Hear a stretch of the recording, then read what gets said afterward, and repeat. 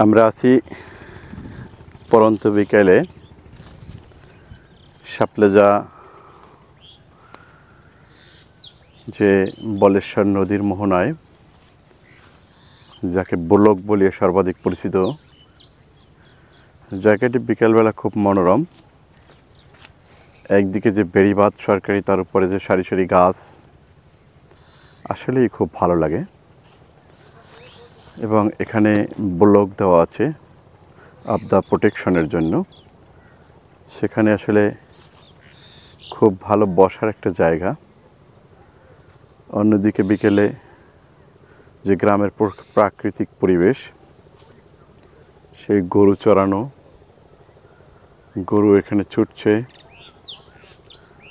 এবং বিভিন্ন অঞ্চল থেকে এখানে লোকজন ঘুরতে আসে।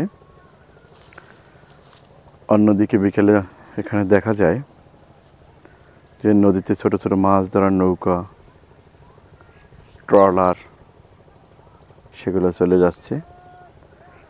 আর সোজা পশ্চিম দিকে তাকালে দেখা যাবে সেই সুন্দরবন। এখানে সূর্য অস্তেরও যে একটি দৃশ্য, সেটি দেখা যায়।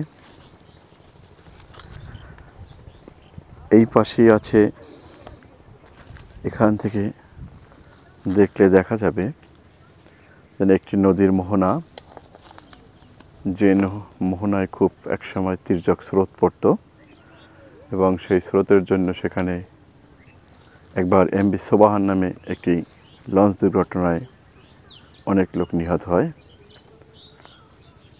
সেই জায়গাটি এইখানে। এখানে আসলে আসলে একদিকে সুন্দরবন কাছ থেকে দেখা, এদিকটি মাঝের চর আছে, তারপরে বিকালবেলা সেই যে নদীতে মাছ ধরার যে জেলেদের দৃশ্য, সেইটা। অন্যদিকে যে নদীর যে প্রকৃতির যে গতি, এই যে দেখেন কীভাবে ফসলি জমি সে এক এক করে নিয়ে গেছে তার করাল ঘাসের ভিতরে। তার হিংস্রতা যেন কাউকে কোনোভাবে বাদ দিয়ে মানানো যায় না। এরকম একটি দৃশ্য বিকালবেলা, পরন্ত বিকেলে অবলোকন করা যায় এবং সাধারণত আসলে এখানে মন ভালো হয়ে যাওয়ার মতো একটি পরিবেশ সৃষ্টি হয়। আপনারা আসবেন, আশা করি সবাই একবার হলেও ঘুরে যাবেন।